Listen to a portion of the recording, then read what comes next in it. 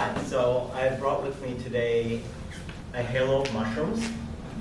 And a halo of mushrooms is about, let's see about my distance here. Hello, hello. Hi. Don't know why you say, anyway.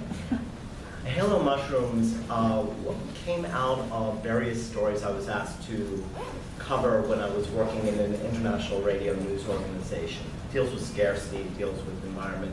But effectively, what it deals with is a healer who steals one of the last remaining mushrooms from the first fairy ring.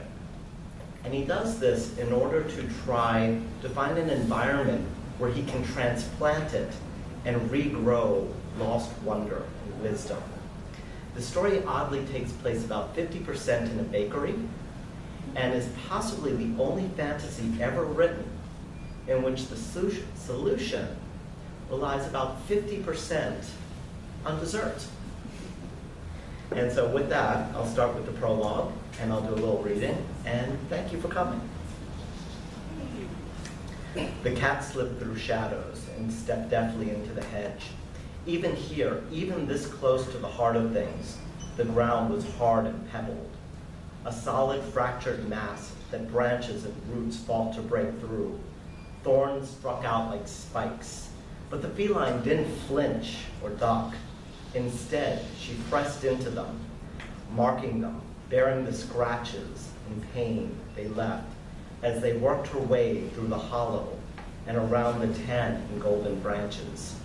Berries hung above, dangling bits of orange and blue poison that tempted with a citrus smell. But the summoning call was insistent, and she knew better anyway. She had been here before. The black cat broke through the maze of prickles and sap, stopping only to briefly lap at a pool. The reflection that stared back at her carried a trace of silver, not only in the eyes, but on the chin and paws. It was unsettling, especially here where the vigor should be at its strongest. She shook her head.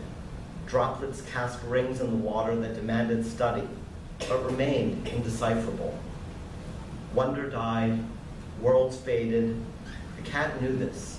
Her ears quivered as the call rang out again, and she hurried over the summer grass that was sparse, sharp, and far more gray than it had a right to be. She made her way quiet as a hunter to the ring and saw the upturned earth. It was gone. Someone had stolen it. Sacrilege. The feline howled into the night and suddenly heard thousands joining her. She looked about to find her brothers and sisters, aunts and cousins. The hunt was on.